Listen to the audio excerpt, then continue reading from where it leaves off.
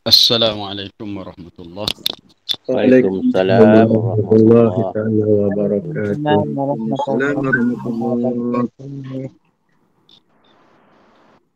Bismillahirrahmanirrahim. Alhamdulillahi rabbil alamin. Wassalatu wassalamu ala Rasulillah wa ala alihi wa sahbihi ajma'in.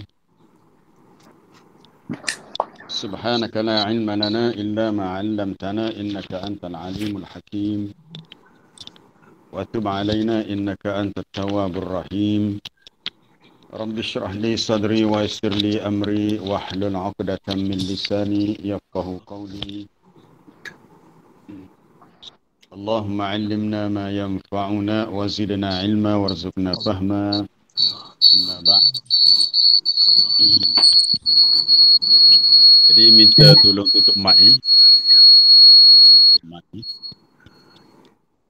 Jadi untuk pagi ni hamba rasa para jemaah tak payah buka mikrofon, masing-masing boleh dengar dan boleh ikut tanpa mic lah, sebab bila banyak buka dia ada banyak gangguan bunyi, gangguan audio. Boleh baca lepas tu, cuma tak payah buka mikrofon. Jadi untuk hari ni kita masuk surah yang berikutnya lah, surah At-Talaq, iaitu surah yang ke-66 dari segi tertib urutan dalam mushaf. Surah yang ke-66 mempunyai sebanyak 12 ayat, itu 2 muka surat sahaja. Surah ini adalah surah Madaniyah, surah yang diturunkan di Madinah selepas hijrahnya Nabi ke Madinah. Dinamakan ia dengan surah At-Talaq kerana dia menjelaskan beberapa hukum-hukum talak dan iddah.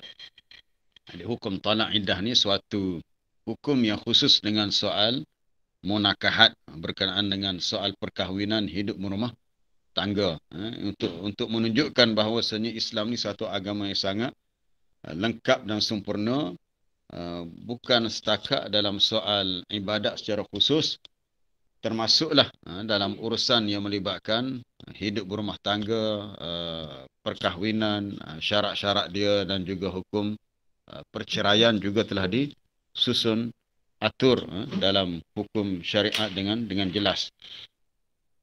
Jadi menarik sebelum kita baca surah ni, iaitu kita melihat dalam surah yang berkenaan dengan hukum talak dan iddah ini, Allah Ta'ala membawa perintah supaya takwa kepadanya. Contohnya dalam ayat pertama,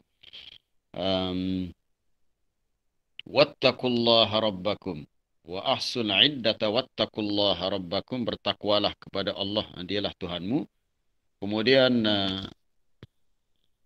di akhir ayat kedua ada pula datangnya perintah wa may yattaqillaha yaj'al lahu makhraja, sesiapa yang bertakwa kepada Allah dijadikan baginya jalan keluar daripada masalah yang berlaku. Kemudian seterusnya dalam ayat yang ke-4, akhir ayat ke-4 pun ada pula, wa man yattaqillaha yaj'al lahu min amrihi yusra. Sesiapa yang bertakwa kepada Allah dijadikan baginya mudah bagi urusannya. Kemudian di akhir ayat kelima ada pula, wa man yattaqillaha yukaffir anhu sayyi'atihi wa yu'zim lahu ajra. Siapa yang bertakwa kepada Allah dikifaratkan, dihapuskan kesalahannya dan diberikan ganjaran pahala yang besar. Jadi apa yang kita nak fahami untuk kita tadabbur, kenapa perintah takwa diulang beberapa kali dalam surah yang hanya ada 12 ayat. Hanya ada 12 ayat dan 2 muka surat sahaja untuk menyatakan bahawasanya hukum-hukum yang berkenaan dengan talak, perceraian dan iddah, masing-masing suami isteri benar-benar kena jujur, kena bertakwa kepada Allah. Dia tak boleh menipu apa yang sebenarnya berlaku, apa yang telah berlaku. Kalau tak ada apa yang berlaku, tak ada lah. Tapi apa yang berlaku dia kena jujur. Sebab ini berlaku dalam soal rumah tangga pasangan itu sendiri. Baik, jadi untuk hari ini kita ambil 2 ayat. 2 ayat apa? Ayat ni panjang sebenarnya. Ayat pertama saja tu dah 4 baris setengah. Ayat yang kedua sekitar 3 baris. Jadi tak apalah, tak payah buka mikrofon. Saya baca, kemudian boleh terus ikut, kita beri sikit ruang masa lepas tu. A'udzu billahi minasyaitonir rajim.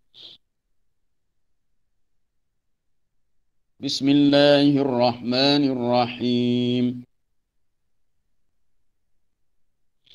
Ya ayyuhan nabiyyu idza talaqtumun nisaa fatalliquhunna li'iddatihinna wa ahsul 'iddah.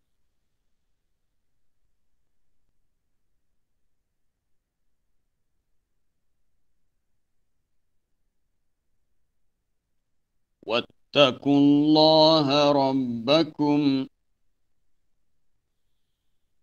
لا تخرجوهن من بيوتهن ولا يخرجن إلا أن يأتين بفاحشة مبينة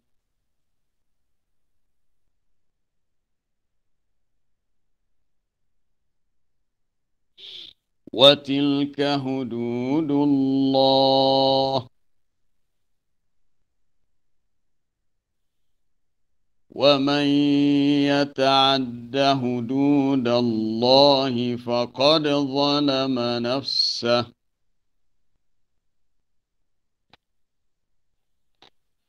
لا تدري لعل الله يحدث بعد ذلك أمرا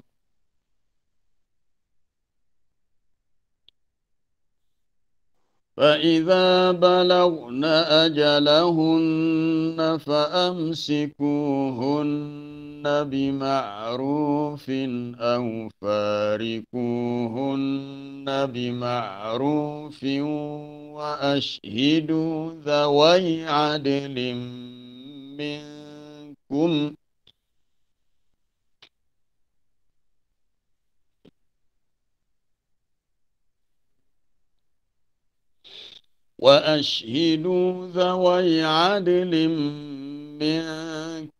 وأقيموا الشهادة لله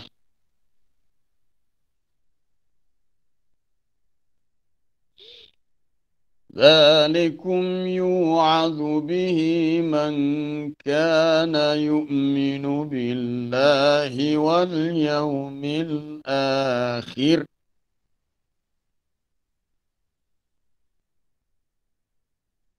ومن يتق الله يجعل له مخرجا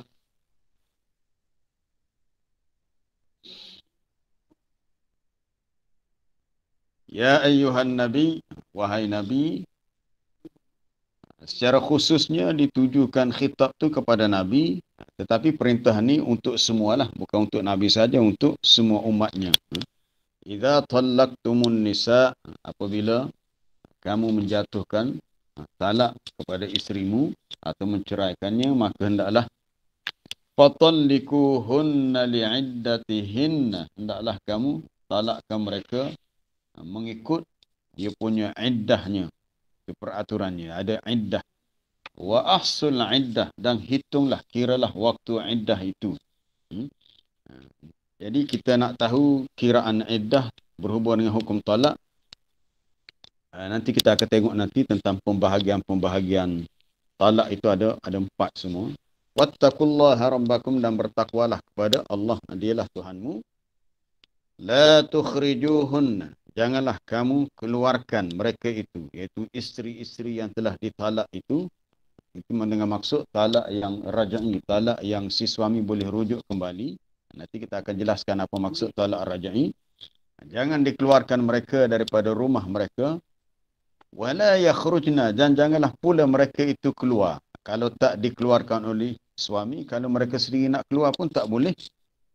Walaupun sudah dijatuhkan talak, selagi dalam tempoh iddah, si isteri tak boleh keluar daripada rumah suami dalam tempoh iddah.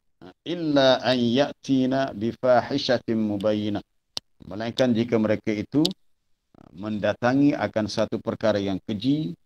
Maksud perkara keji, jika mereka dalam tempoh iddah tiba-tiba berlaku perbuatan zina dengan orang lain, mungkin ketika suaminya keluar pergi bekerja dan sebagainya. Wa tilka hududullah, itulah dia batasan-batasan hukum Allah. Hudud di sini maknanya batasan hukum Allah yang berkenaan dengan hukum talak dan iddah. Jadi hudud Allah dalam hal yang berkenaan dengan talak dan iddah tidak boleh dilangkaui, tidak boleh dilintasi. Jangan terlajak. Sebab hudud maknanya batas. Jangan terlebih daripada batas, menjadi terlajak. Wa man yata'adda hududallah, dan sesiapa yang melampaui akan hudud batasan hukum Allah, maka dia telah menzalimi dirinya sendiri atas dosa kesalahan yang dilakukan. La tadri la'alla Allah yuhdithu ba'da dhalika amra, dan boleh jadi kamu tidak tahu, barangkali Allah mahu mengadakan sesuatu hal yang baru selepas itu. Maksud hal yang baru itu berlakunya rujuk kepada isteri yang telah ditalakkan selagi ianya masih dalam tempoh iddah dan berada pada talak yang kita kata talak ni 2 kali sahaja boleh rujuk, talak 1, talak 2. Yang ketiga tu talak bain, tak boleh rujuk lah. Baik. Fa idza balagna ajalahunna, maka apabila mereka sudah sampai kepada akhir tempoh iddahnya. Maksud ajal di sini iddah, bila iddah tu sudah, nanti kita akan tengok dia iddah ni 3 kali kuruk, 3 kali. Pendapat pertama 3 kali suci daripada haid ataupun 3 kali haid. Wal mutallaqat yatarabbasna bi anfusihinna thalathata quru', itu kena rujuk dalam surah Baqarah, tu banyak dalam juzuk yang kedua berbicara tentang ahkamut talak, hukum talak. Di mana wanita atau isteri yang ditalakkan perlu menunggu selama 3 kali quru', 3 kali haid ataupun 3 kali suci daripada haid.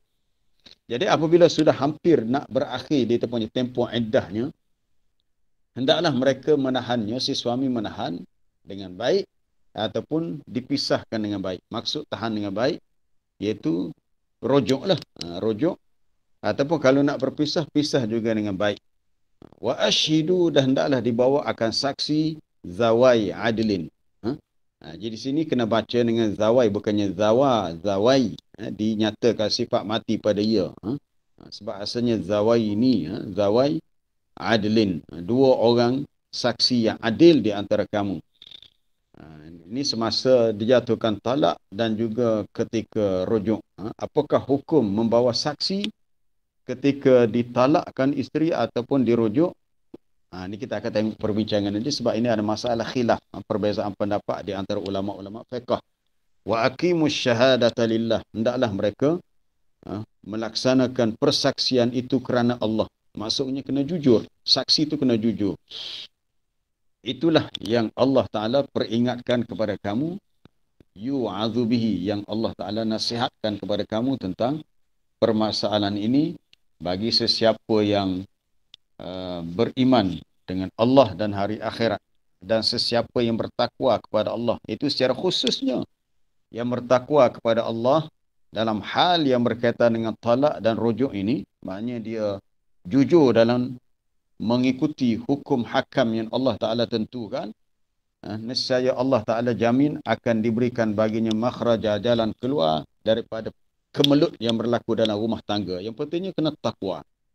Kemudian ada sambungan lah lepas tu ayat yang ketiga. Menariknya akhir ayat kedua dan ketiga ni tempat kita sahur, masyhur dengan dipanggil ayat 1000 dinar. Tapi cuma konsep pemahaman tu silap. Cuma hari ni kita tak bincang tentang ayat 1000 dinar ni. Kita nak bincang tentang perkara basic asas kepada ahkamut talaq. Baik. Para jemaah yang dirahmati Allah. Pertama kita nak lihat dalam tafsir Ibn Katsir juga dinukilkan oleh Dr. Habah Zuhaili dalam Tafsir Munir.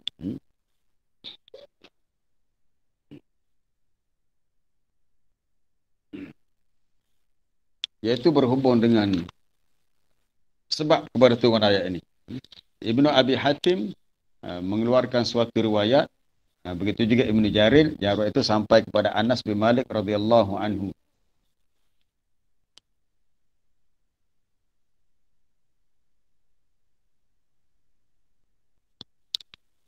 Daripada Anas bin Malik katanya, talaqa Rasulullah sallallahu alaihi wasallam Hafsah fa atat ahlaha. Nabi sallallahu alaihi wasallam pernah telah mentalakkan isterinya Hafsah, anak kepada Saidina Umar. Lalu dia pun pergi kepada keluarganya. Hafsah pun balik kepada keluarganya. Lalu tunggulah ayat ni. Maknanya selagi dalam tempoh iddah, maka si isteri itu berada dalam jagaan suaminya, berada di rumah suaminya. Maka bila berlaku begini, faqilalah, dikatakan kepada Nabi, raji'ha, hendaklah kamu rujuk. Maknanya tak boleh disuruh dia pulang ke rumah mak ayah dia. Fa innaha sawwamatun wa qawwamatun. Dia ni seorang yang banyak ibadah puasanya dan banyak bangun malamnya. Wa hiya min azwajika wa nisa'ika fil jannah. Dan Hafsah itu adalah isterimu dan juga pasanganmu atau isterimu dalam syurga nanti. Jadi Nabi pernah mentalakkan Hafsah, tetapi dirujuk kembali. Mungkin ada suatu kes yang berlaku lah. Kemudian ada kisah lain yang dikaitkan dengan sebab turun ayat ini, iaitu berlaku kepada Abdullah bin Umar.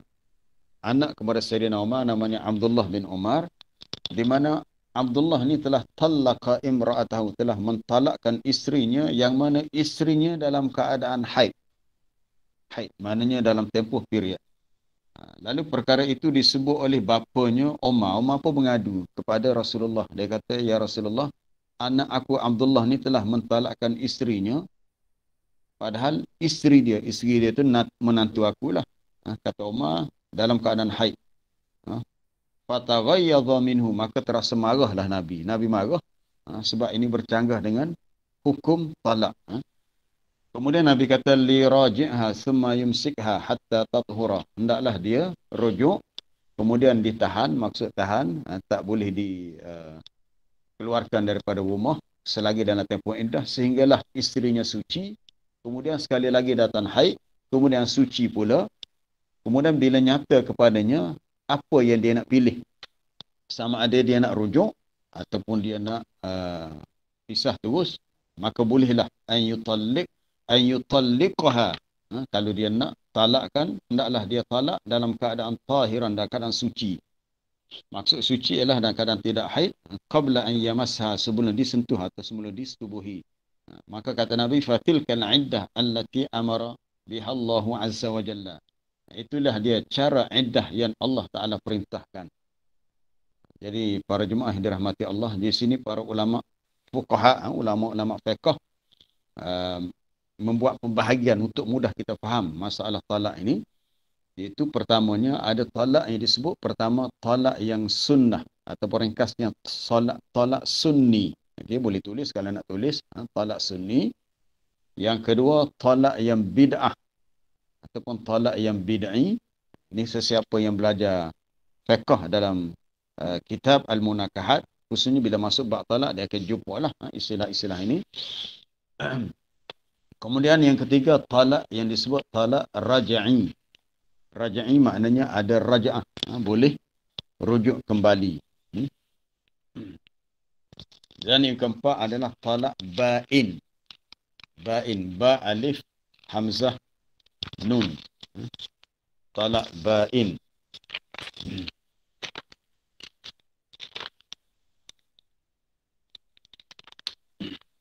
Baik, tentang lafaz talak itu sendiri. Sebelum kita melihat pembahagian talak,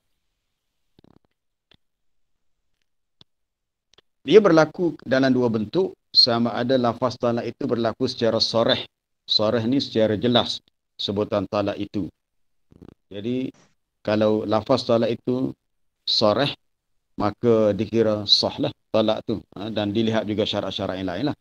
Tapi kalau lafaz talak itu berlaku secara kinayah, kinayah ni dalam bahasa kiasan, tidak jelas, maka itu perlu disertakan dengan niat. Adakah dia berkata begitu, dia niat untuk talak ataupun tidak, itu kena lihat kepada niatnya. Kemudian kita melihat yang pertama tentang apa tadi, talak raj'i. Talak dalam bentuk tak, bukan. Talak sunni dulu. Yang pertama yang saya beritahu tadi, talak sunni. Apa yang dikatakan talak yang mengikut sunnah? Sebagaimana yang Nabi jelaskan kepada Omar, dalam kes yang melibatkan anak Omar, iaitu Abdullah bin Omar, iaitu hendaklah seseorang isteri itu ditalakkan dalam keadaan suci daripada haid. Jadi suami yang nak menjatuhkan lafaz talak kena tahu isteri dia tu suci daripada haid ataupun tidak. Kalau dalam keadaan haid sebenarnya tak boleh. Kemudian ada perbincangan jatuh atau tidak talak itu kalau dilafazkan ketika isteri dalam haid. Ini yang kita akan tengok, itu hukum yang kedua. Jadi yang pertama, talak sunni, talak isteri yang dalam keadaan suci yang belum disetubuhi dalam tempoh suci itu. Itu yang dikatakan sunni, ikut cara yang betul. Baik. Talak yang bid'i adalah mentalakkan isteri yang dalam keadaan haid. Haid. Ataupun dalam keadaan suci yang telah disetubuhi kerana tak diketahui adakah dia sudah mengandung ataupun tidak. Okay. Ulang balik. Talak bid'i ini talak yang menyalahi hukum yang asal. Maka disebut dia bid'ah, menyalahi hukum yang asal, ataupun talak bid'i. Itu menjatuhkan talak ketika isteri dalam keadaan haid ataupun dalam keadaan suci yang telah disetubuhi. Maksudnya mungkin isteri itu sudah berakhir haidnya 2-3 hari lepas dan telah disetubuhi. Kemudian selepas itu dilafazkan talak. Ini salah. Ini dikira salah.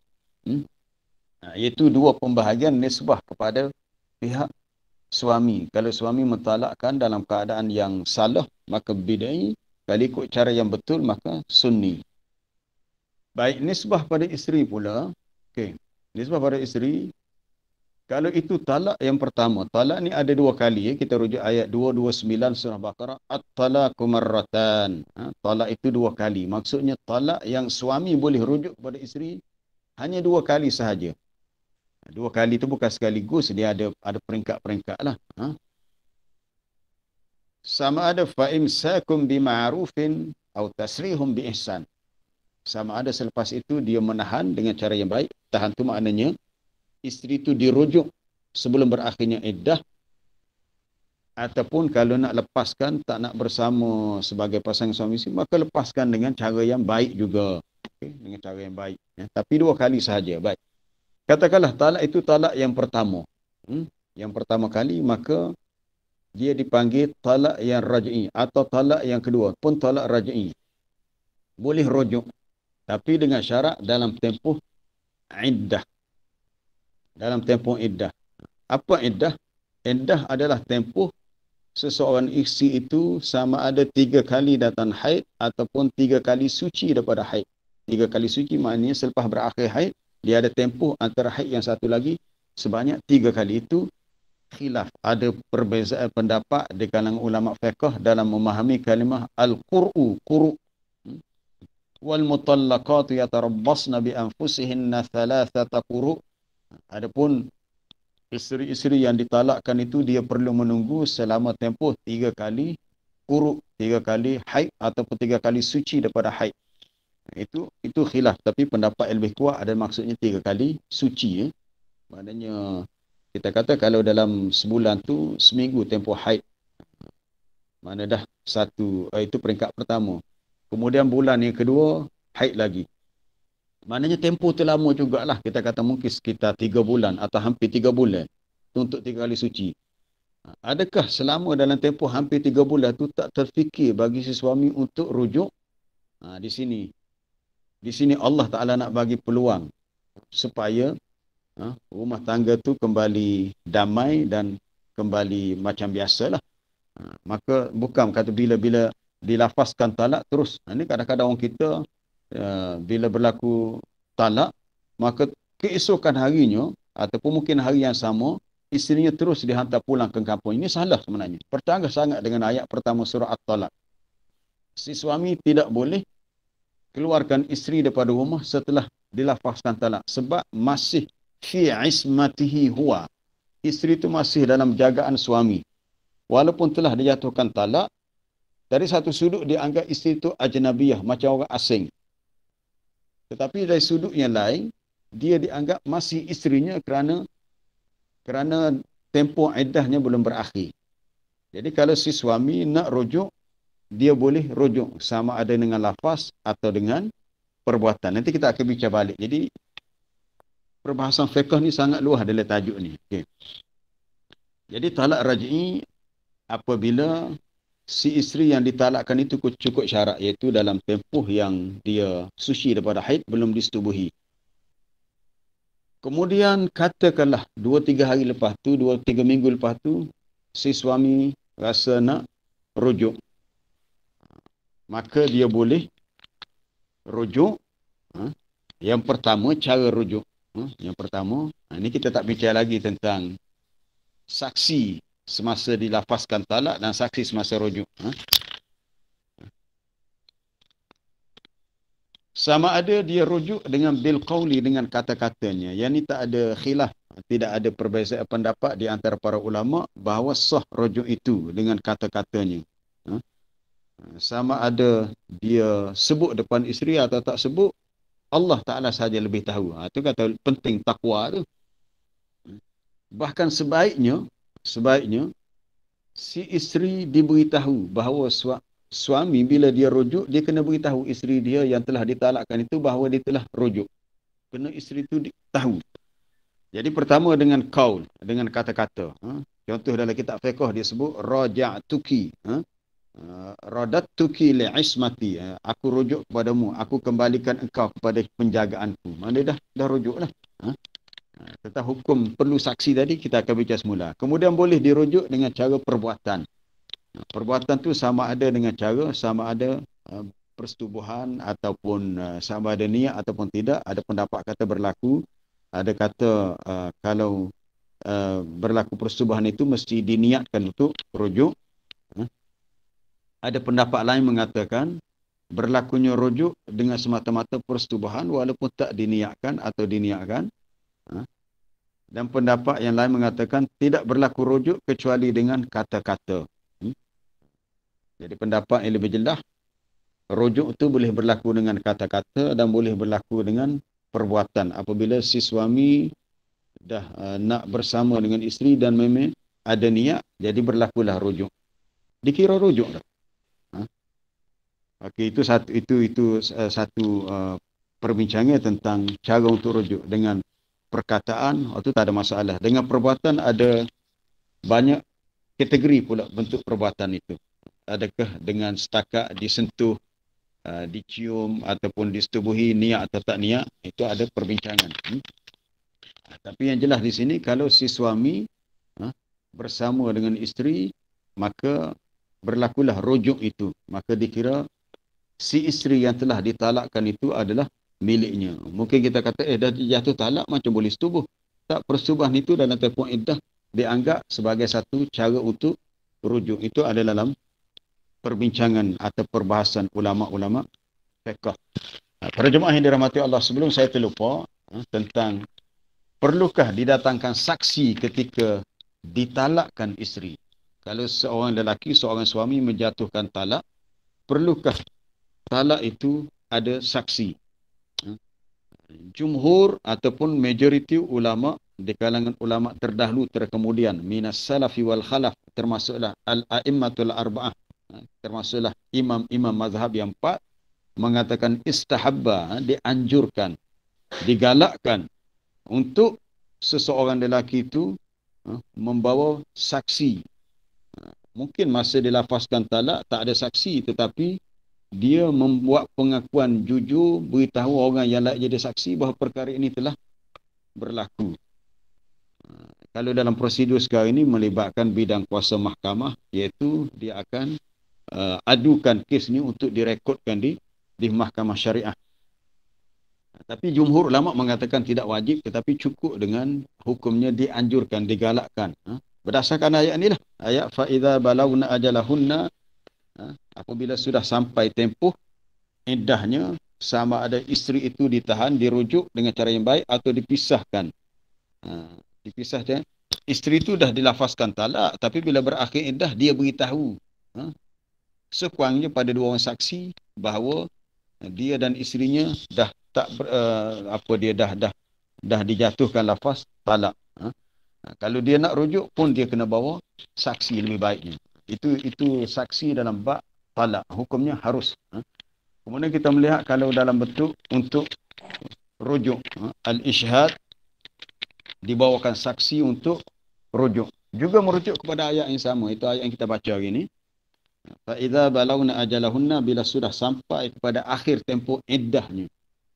Kalau si suami itu berhajat untuk rujuk, maka hendaklah fa'amsikuhunna bima'ruf, hendaklah dirujuk dengan cara yang baik. Maksud cara yang baik ialah dengan tidak dianiaya pihak isteri. Tidak dianiaya, maknanya kembali bersamalah. Jadi pendapat yang pertama mengatakan membawa saksi ketika rujuk ini adalah wajib. Ini pendapat mazhab al-Imam Syafi'i dalam qaul yang qaul yang terdahulu. Minta tolong tutup mic ya, Abdul, tutup mic ya. Ada gangguan bunyi. Bawa saksi ketika rujuk, pendapat pertama mengatakan wajib. Salah satunya pendapat qaul qadim ni, sesiapa yang biasa belajar fiqh dalam mazhab Syafi'i, dia ada dua qaul. Qaul qadim, pendapat lama ketika dia berada di Iraq. Kemudian qaul jadid, pendapat baru ketika Imam Syafi'i berada di Mesir. Jadi sini dalam mazhab Syafi'i saja dia ada dua qaul. Nak rujuk, pendapat pertama kata wajib bawa saksi. Wajib. Kerana melihat kepada ayat ni, wa ashhidu, kita lihat balik ayat tadi. Wa ashhidu zawai adlin.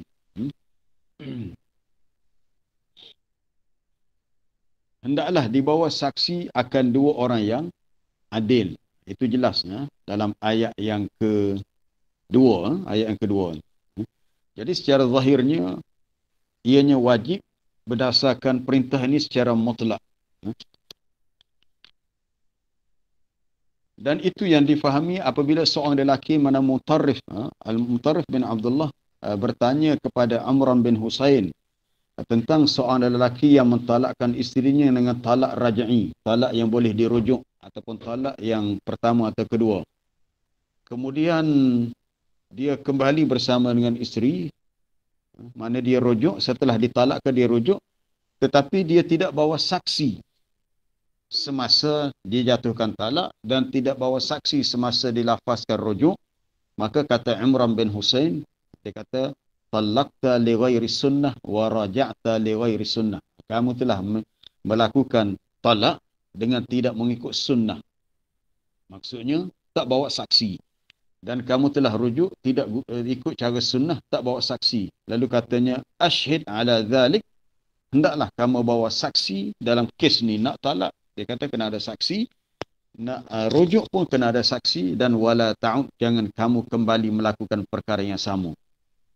Jadi berdasarkan qaul yang pertama, membawa saksi untuk rujuk adalah wajib. Tetapi pendapat yang kedua mengatakan saksi ketika rujuk adalah mustahabbun, hanyalah sekadar dianjurkan, digalakkan, tidak wajib. Ini pendapat yang lain lah, termasuk Imam Abu Hanifah, Imam Malik dan pendapat Imam Syafi'i sendiri dalam qaul yang jadi. Mana nak beritahu dalam masalah ni ada khilaf. Dalam situasi sekarang ni kita melihat yang mana lebih baik. Kalau seorang suami nak rujuk, sama ada bawa saksi atau tak bawa saksi. Yang lebih baik adalah dibawa saksi. Melihat kepada zuruh atau situasi zaman sekarang ini, kerana apa dia, banyak kemungkinan yang boleh berlaku. Kita bimbang takut berlaku penipuan, ataupun kita bimbang kalau si suami itu sebenarnya belum bertekad untuk rujuk, jadi tak ada bukti yang jelas. Cuma kalau dengan kaul betul lah, tapi kalau dengan perbuatan tu itu bergantung kepada niat dia. Perbuatan maknanya kalau dia bersama dengan isteri untuk disetubuhi dan dia niat, Allah Ta'ala sahaja yang tahu, maka itu sudah dianggap sebagai rujuk. Tapi sebaiknya kena ada saksi. Dalam kes yang berlaku sekarang, bila perkara ini dibawa ke mahkamah untuk direkodkan pun begitu juga, untuk lebih jelas. Baik itu saksi ketika rujuk. Jadi ada dua kaul. Baik.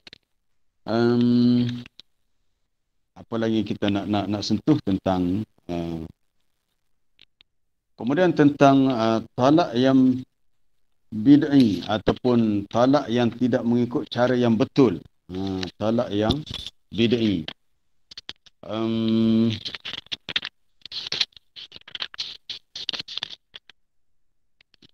Iaitu apabila si isteri dijatuhkan talak ketika dia dalam keadaan haid, seperti yang berlaku kepada Ibnu Umar tadi, Abdullah bin Umar, yang menjatuhkan talak kepada isterinya yang dalam keadaan haid, ataupun isteri yang dalam keadaan suci yang telah disetubuhi. Maka ada dua pendapat di kalangan ulama, adakah jatuh talak ataupun tidak jatuh talak. Adakah berlaku talak dalam kes yang melibatkan talak bid'i, talak yang tidak cukup syarat tadi. Maksudnya bukan tidak cukup syarat, yang tidak ikut peraturan yang betul. Peraturan yang betul iaitu talak mesti dalam keadaan suci yang belum disetubuhi. Baik. Pendapat yang pertama, mentalakkan isteri yang dalam haid, talak itu berlaku dan dikira jatuhlah satu talak. Okay, kalau nak tulis. Pendapat pertama, nak ringkaskan, saya hanya sebut secara ringkas ya, sebab kalau nak diperincikan siapa yang memberi pendapat begitu nanti lebih kompleks lagi. Sebab kita bincang ini tentang bab fiqh, tentang ahkam talak. Kita dah jauh beza dengan perbincangan ayat sebelum ni, sebab ini masuk terus dalam bab fiqh munakahat. Jadi pendapat yang pertama mengatakan talak, menjatuhkan talak kepada isteri yang dalam haid memang berlaku. Sahlah. Kemudian pendapat yang kedua mengatakan ianya tidak berlaku. Tidak berlaku tu maknanya tidak dikira talak. Kecuali kalau ditalakkan isteri yang dalam keadaan suci, bukan dalam keadaan haid. Jadi itulah. Sebab tu kita kata dalam masalah ni, pihak dua-dua sekali lah, pihak suami isteri, sesiapa yang nak memasuki alam rumah tangga, dia kena belajar sedikit sebanyak ni.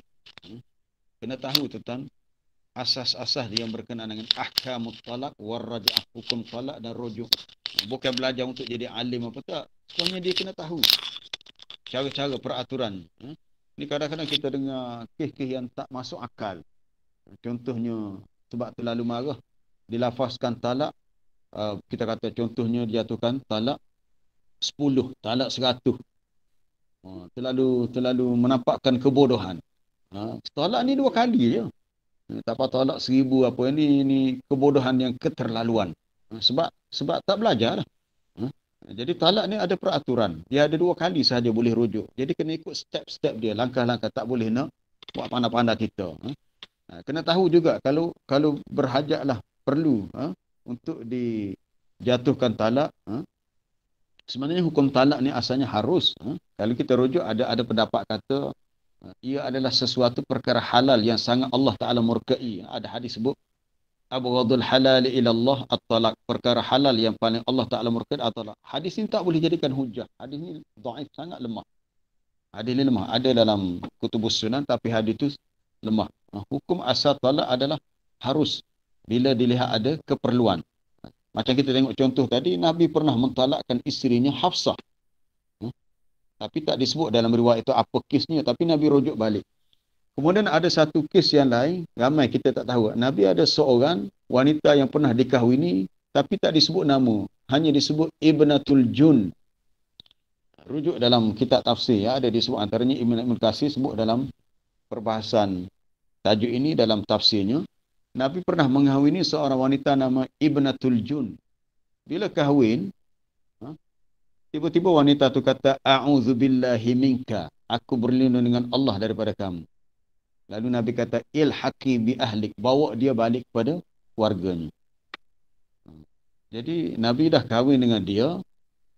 Belum sempat bersama, terus ditalakkan. Berlaku talak. Itu kadar fiqh dipanggil talak ba'in sughra. Itu tak masuk ba'in sughra lagi. Yang akhir sekali tadi ada 4. Apa tadi? Talak sunni, talak bid'i, talak raj'i dan talak ba'in. Tak apalah, kita pergi satu-satu. Nanti kalau bercampur jadi pening pula. Jemaah akan jadi pening. Nak tangkap yang mana satunya. Adapun talak dalam haid, pendapat kedua kata la yaqa', tak berlaku. Itu di antara pendapat yang disebut oleh sebahagian ulama di kalangan salaf seperti Tawus, Ikrimah, mainlah mazhab Az-Zahiri, mazhab Az-Zahiri seperti Ibnu Hazm Az-Zahiri, Ibnu Al-Qayyim, dia berhujah dengan ayat ni juga. Cuma cara pemahaman itu di kalangan ulama itu berbeza. Jadi insya-Allah pendapat yang insya-Allah lebih kuat adalah adakah sah talak, berlaku talak ketika isteri dalam keadaan haid? Jawapannya adalah dikira rajahnya adalah berlaku talak. Itu pendapat jumhur, majoriti ulama salaf dan khalaf yang terdahulu dan selepas itu. Iaitu iqa'it talak 'alal haid wa huwa al-aqwa. Berlakunya talak, maka dah dikira jatuh satu talak walaupun isteri itu dalam keadaan haid. Tapi sebaiknya kalau suami itu tahu cara, janganlah dilafazkan talak ketika dalam haid, kena tunggu masa suci dulu. Baik. Kemudian kita lihat yang apa dia tadi, yang dah sebut sunni, bid'i, raj'i yang boleh dirujuk. Ba'in, kita sebut sikitlah ba'in. Nanti kita akan masuk dalam ayat selepasnya. Talak ba'in yang akhir sekali. Ba'in ni maknanya talak yang mana si isteri tidak lagi boleh dirujuk oleh suami. Talak yang pertama dah habis dah. Kemudian beberapa bulan kemudian berlaku pula, dah dirujuk, berlaku pula talak kali yang kedua. Kemudian si suami nak rujuk, okey, boleh rujuk lagi. Mungkin berlaku lagi masalah rumah tangga krisis, beberapa tahun kemudian berlaku talak lagi yang ketiga.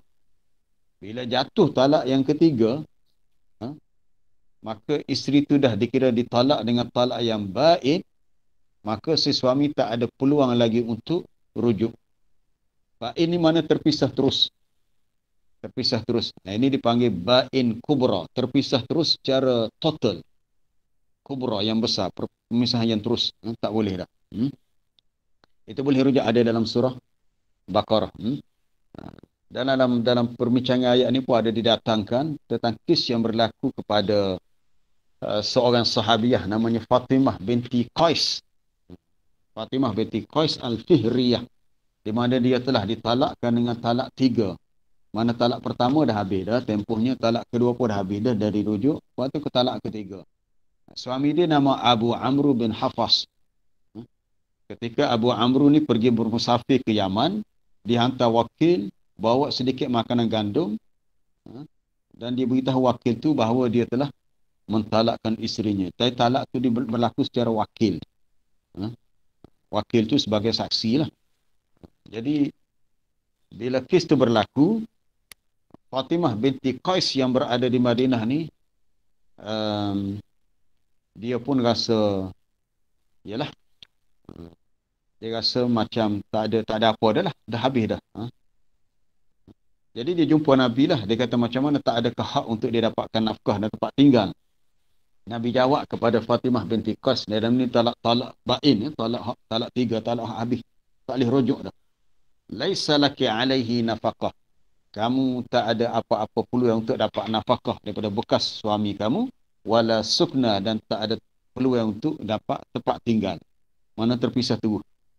Jadi selama tempoh iddah nak duduk mana? Kalau iddah bagi talak raj'i, kita dah beritahu tadi, si isteri boleh duduk di rumah suami dia. Talak raj'i talak yang pertama, yang kedua, tapi ini talak yang ketiga. Maka Nabi suruh Fatimah keluar daripada rumah suami dia ataupun ke rumah Amru tadi, Abu Amru, untuk menumpang duduk di rumah Ummu Syuraik. Duduklah sementara rumah Ummu Syuraik. Rupanya Ummu Syuraik ni seorang yang mudah dilihat oleh sahabat-sahabat yang lain. Maknanya orang yang sibuk jugalah. Jadi tak boleh dia beriddah di situ. Dalam tempoh iddah selama 3 kali suci tu. Jadi disuruh untuk dia berada di rumah Ibnu Ummi Maktum, seorang sahabat lelaki yang buta. Nupai di rumah tu. Jadi Ummi Maktum ni buta, jadi tak apalah. Fatimah binti Qas duduk situ pun sebab tumpang duduk di situ. Tapi untuk dia dapatkan nafkah daripada suami dia dalam tempoh iddah, tak boleh dah. Sebab ini talak bain. Ini berbeza dengan talak raj'i. Si suami wajib bayar nafkah. Baik para jemaah yang dirahmati Allah. Katakanlah semasa dalam tempoh iddah yang boleh dirujuk. Kita kembali kepada apa tadi, talak raj'i. Itu pembahagian yang keempat-empat tu dah disebut semuanya. Kita kembali kepada talak raj'i. Katakanlah semasa si isteri dalam tempoh iddah yang boleh dirujuk oleh suami, beberapa hari lepas tu, selepas suami melafazkan talak, suami dia meninggal. Layakkah isteri mendapat harta pusaka? Persoalannya. Jawapannya ya, boleh. Selagi dalam tempoh iddah. Selagi dalam tempoh iddah. Tapi kalau iddah dah berakhir, si isteri tidak layak dengan harta suami yang suami dia telah meninggal dunia. Suami dah meninggal, isteri tak dapat harta kalau dah berakhir iddah. Tapi kalau telefon iddah, boleh. Baik. Tertinggal tadi, tak habis lagi talak bain tadi. Bain yang kubra bila si isteri telah dijatuhkan talak 3 yang suami tak boleh rujuk. Kecuali kalau isteri dah berkahwin dengan orang lain, suami yang baru tu menceraikan dia atau meninggal. Lepas tu si isteri ni rasa nak kembali bersatu dengan bekas suami dia yang dulu, yang telah menjatuhkan talak sampai 3 kali tu. Atau boleh. Tapi harapan tu agak tipis lah. Biasanya payah nak boleh gitu tu. Tapi yang banyak berlaku tempat kita, bila berlaku talak yang ketiga, mereka terpaksa upah orang lain. Ini yang dimarahi oleh Nabi, disebut dengan laknat, la'anallah al-muhallil wal muhallalahu. Nabi melaknat orang yang bertindak menghalalkan apa yang haram, dan orang yang kita panggil orang jadi pak sanggup, atau pada istilah orang Melayu dipanggil Cina buta. Cina buta.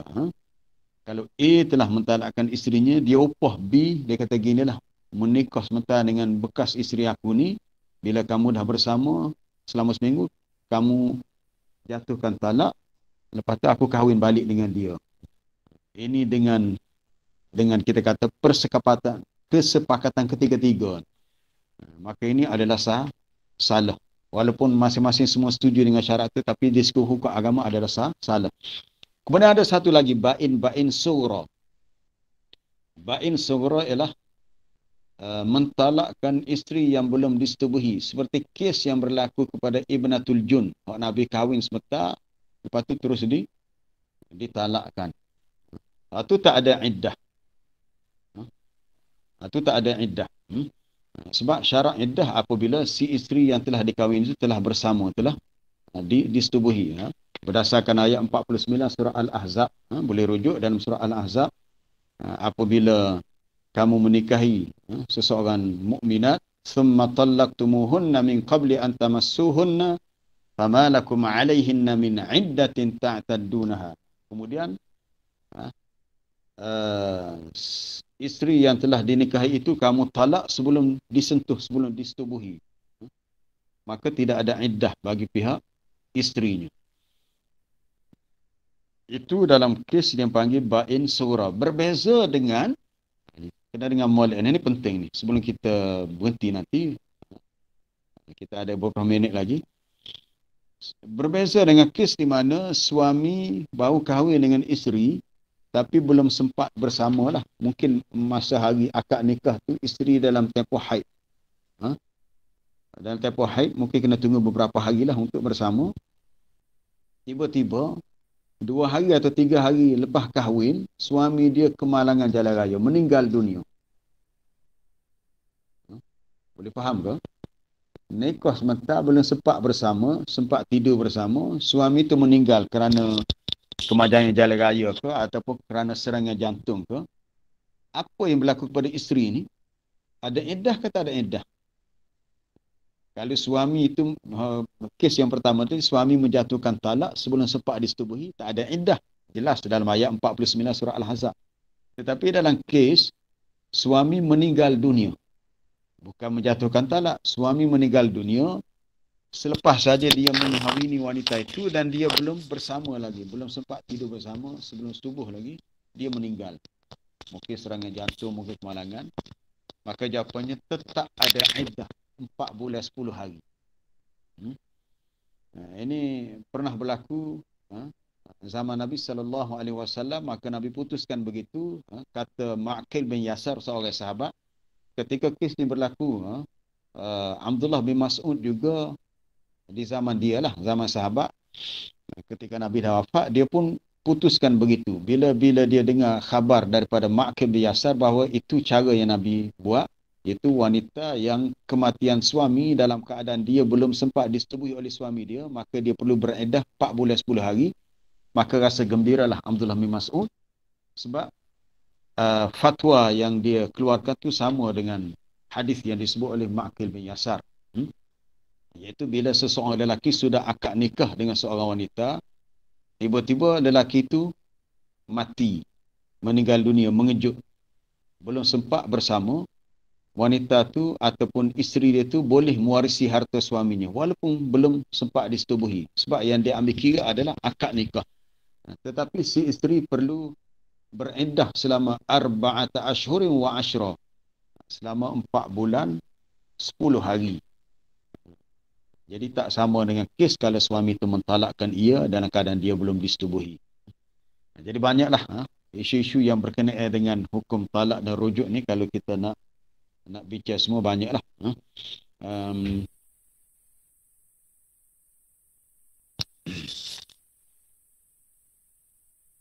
Kemudian berlaku juga kes yang kadang-kadang kita dengar, kalau si suami telah mentalakkan isterinya, kemudian dah berakhir iddah. Bila dah berakhir iddah, maka mereka tu dah dikira terpisah sepenuhnya. Dan tidak boleh sebenarnya dalam kes tu. Saya telah rujuk dan cari, adalah kita jumpa satu fatwa daripada Badan Fatwa di Jordan yang mengatakan bila dah berakhir iddah, maka pihak bekas isteri tidak boleh lagi tinggal bersama dengan bekas suaminya bila dah berakhir iddah. Kalau talak bain macam kes Fatimah binti Qais, itu jelas satu kena pisah keluar daripada rumah tu.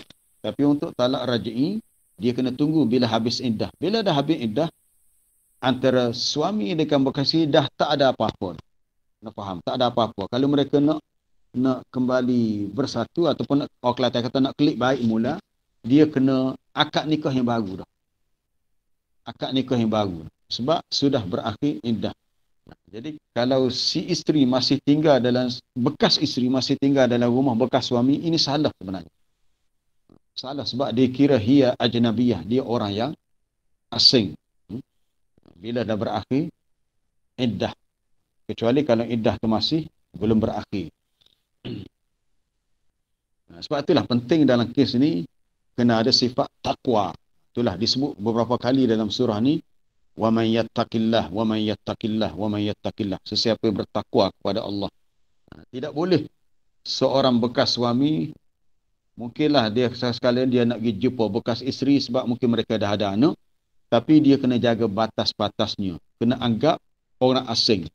Tak boleh nak buat serupa hidup rumah tangga macam itu. Mana nak sentuh ataupun si isteri pula nak mendedahkan aurat, apa tu nak keluar berdua-duaan sebab mereka ni dah dikira orang asing. Walaupun dulu mereka ni adalah suami isteri, itu cerita lama dulu. Tapi sekarang ni mereka bukan lagi suami isteri, mereka adalah bekas suami, bekas isteri, dianggap orang asing dan tak boleh nak bebas. Itu kena jaga batas-batasnya. Kadang-kadang, yelah, mungkin setengah orang yang kurang sifat malu, lemah imannya. Dia kata malu gapo hak tina tu bukan orang lain, bekas isteri aku, dia kata. Bekas isteri itu pada uruf kita, pada kebiasaan kita. Betul. Tapi segi hukum syarak, bekas isteri dah dikira orang asing dan tidak boleh bebas bekas suami bergaul sebagaimana mereka masih dalam ada ikatan suami isteri masa belum perceraian. Baik, ya, terlupa nak beritahu. Baik, bagus soalan itu. Kecuali kalau isteri itu melakukan fahisyah disebut dalam ayat. Ya, betul, merujuk kepada perbuatan zina. Kalau dalam tempoh iddah, tiba-tiba mungkin suami itu keluar pergi bekerja, isteri ini mungkin mencari lelaki yang lain, berlakunya perbuatan keji dan diketahui dia berzina, maka isteri tadi perlu dikeluarkan daripada rumah dan itu melibatkan hukum yang lain lah. Hukum bagi kesalahan zina pula lah. Perlukah seorang isteri tanya niat suaminya yang merasakan seolah dirinya diceraikan? Kalau nak pastikan, nak takkid, ya perlu. Perlu. Bahkan rujuk pun sama juga. Isteri perlu tahu. Kalau katakanlah suami dah melafazkan rujuk, suami kena beritahu. Ialah mungkin bila dah hampir berakhirnya iddah, suami rujuk, dia tak beritahu. Dia sama ada lafaz rujuk, dia niat nak rujuk, tapi tak beritahu isteri. Bila berakhir iddah, isteri pun keluar daripada rumah, dia pun kahwin dengan orang lain. Ini pun timbul masalah juga. Maka ada pendapat kata perkahwinan itu tidak sah sebab suami dia telah rujuk cuma tak beritahu. Tetapi pendapat yang lebih sahih, perkahwinan isteri, bekas isteri dengan suami yang baru dikira sah sebab asalnya tidak dikira berlaku rujuk kecuali suami menyatakan kepada bekas isteri yang suami menyatakan kepada isterinya bahawa dia telah rujuk. Jadi isteri yang telah ditalakkan dalam tempoh iddah sebelum berakhir, suami kena jelas, dia kena beritahu dia telah rujuk. Dia tak boleh sembunyikan. Begitu juga dengan talak tadi. Kalau talak tu talak dengan lafaz kinayah, tak jelas, dia kena nyatakan dengan jelas supaya tidak timbul kekeliruan. Dalam tempoh iddah, dalam tempoh iddah dia dianggap masih isteri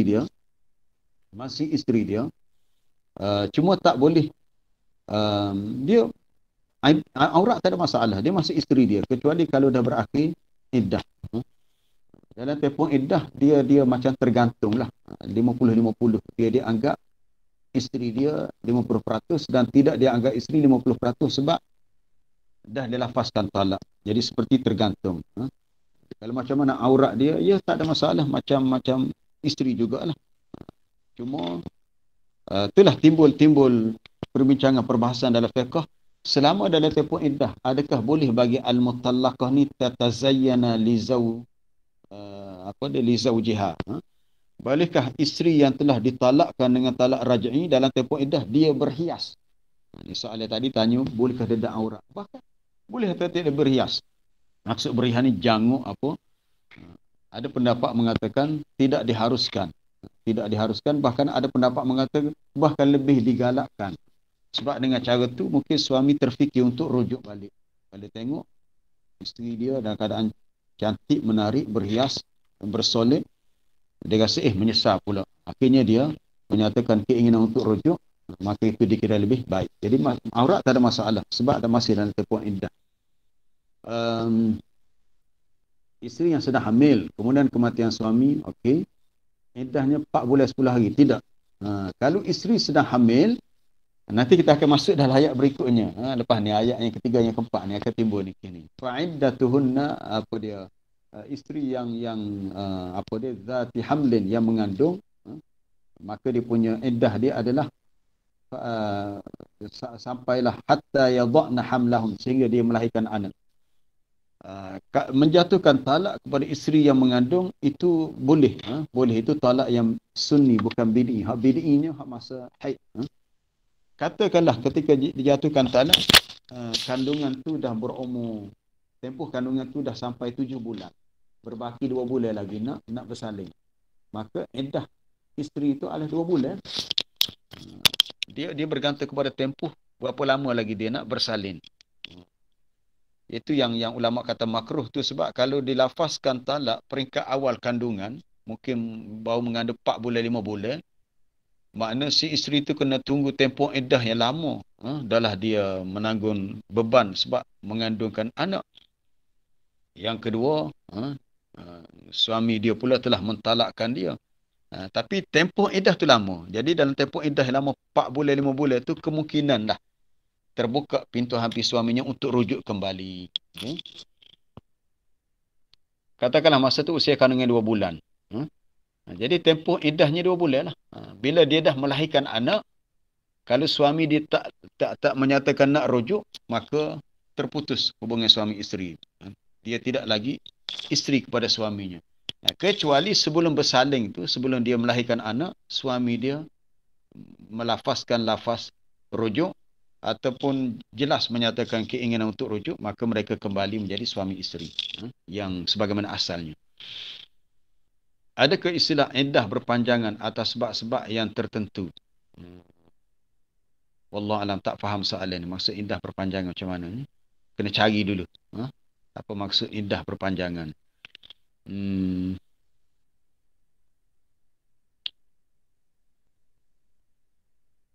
Ya, salam. Ya, silakan cikgu. Ustaz, Assalamualaikum Ustaz. Ni Ustaz, untuk pegawai-pegawai kerajaan kerja ni Ustaz ada. Kemudian dia mati suami. Jadi iddah ni kalau 4 bulan 10 hari normal cuti banyak lah Ustaz. Dalam kes yang daruri dia boleh keluar untuk bekerja, boleh. Itu diharuskan.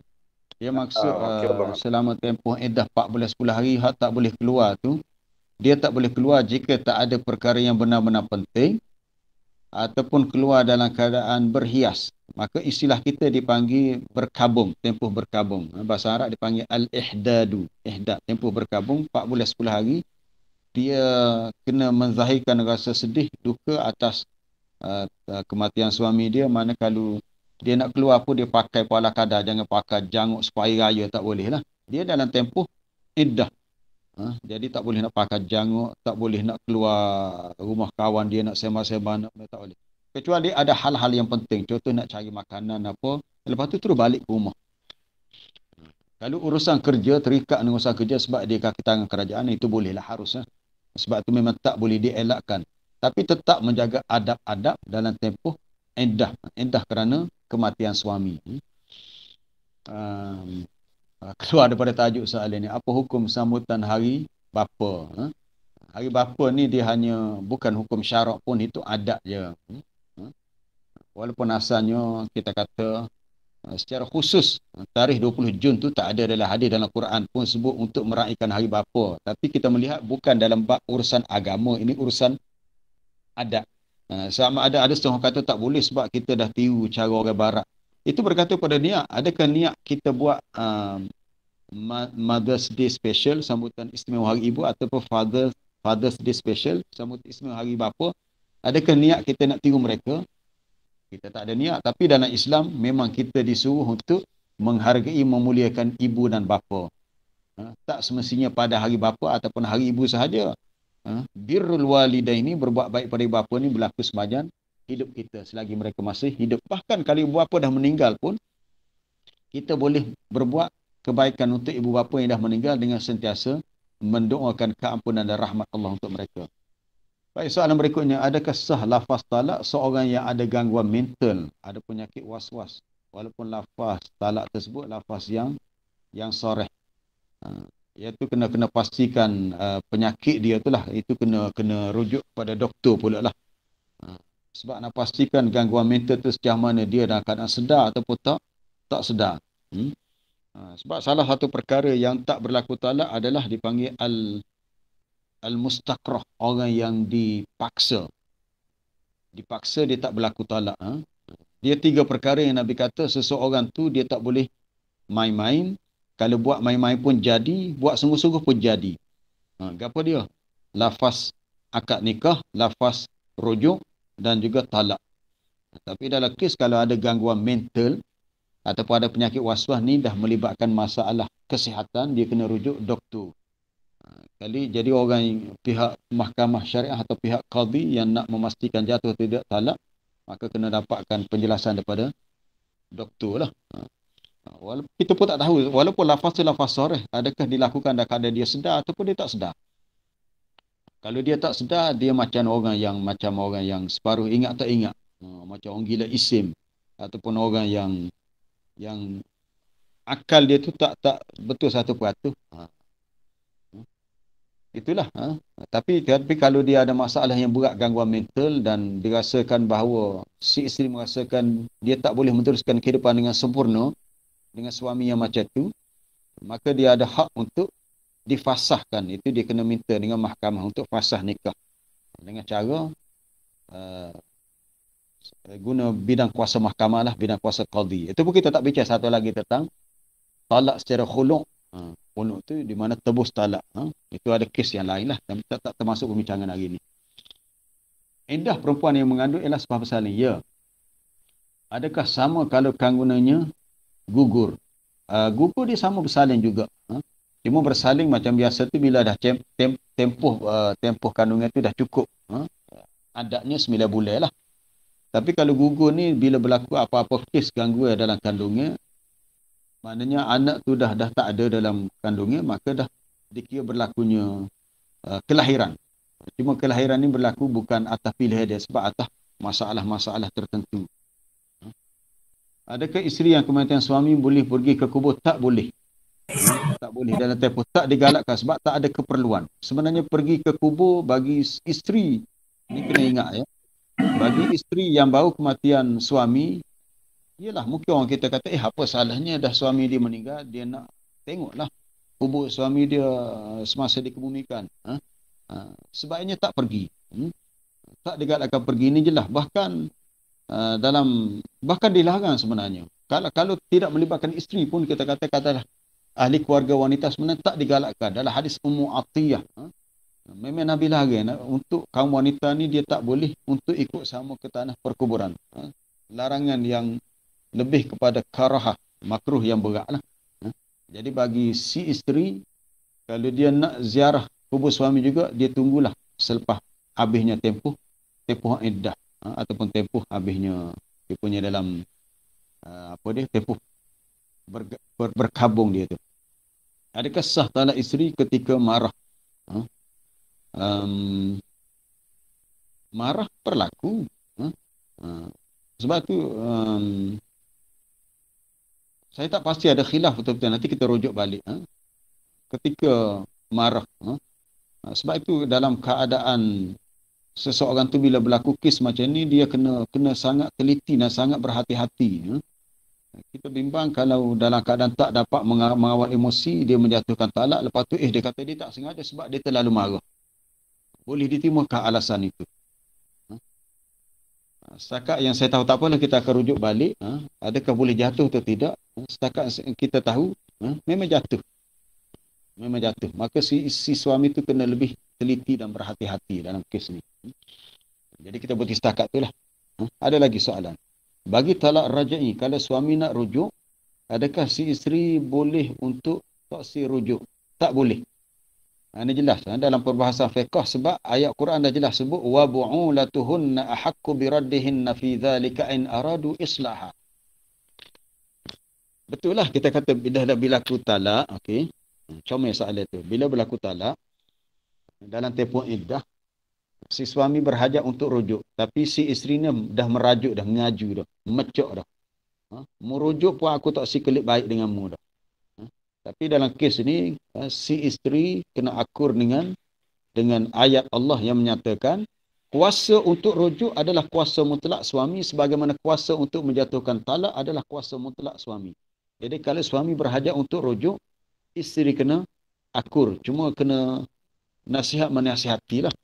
Mana suami, si isteri nasihat, dia kata kalau awak nak rujuk boleh, tapi jangan buat perangai tak elok, tak senonoh, jangan bersikap panas baran dan sebagainya.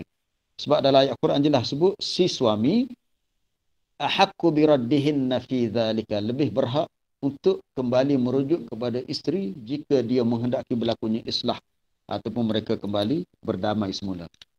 Walaupun isteri tidak mahu rujuk, tapi rujuk itu dikira sah kalau suami menghendakinya. Sebab rujuk adalah hak suami. Saya rasa cukup dah, tak ada. Isteri ditalak dalam tempoh iddah raj'i. Raj'i suami meninggal. Dah disebut dah tadi. Bila suami meninggal, hukum yang pertamanya isteri ada hak atas harta suami. Dan untuk iddahnya bukan lagi iddah talak raj'i sebab suami dah meninggal. Jadi iddah sekarang ni bertukar kepada iddah dalam bentuk al-mutawaffi anha zawjaha, iaitu isteri yang kematian suaminya. Itu iddahnya selama 4 bulan 10 hari. Kalau talak raj'i tadi iddahnya 3 kali suci. Dalam tempoh iddah suami meninggal, maka iddah sekarang ni adalah 4 bulan 10 hari dan isteri itu ada hak ke atas harta peninggalan suami. Okey, kita berhenti setakat tu, rasa tak ada. Dah ada soalan lisan. Sebab saya pun ada hal lain ni, insya-Allah kita sambung lain kali sebab perbincangan kita masih dalam surah ni, masih banyak lagi berkaitan dengan ahkamut talaq. Okey, subhanakallah bihamdika asyhadu an la ilaha illa anta astaghfiruka wa atubu ilaik. Wassallallahu wasallama ala nabiyyina Muhammad wa ala alihi wa sahbihi. Alhamdulillahi rabbil alamin. Assalamualaikum warahmatullahi wabarakatuh. Warahmatullahi wabarakatuh. Ya, Terima kasih Ustaz. Assalamualaikum.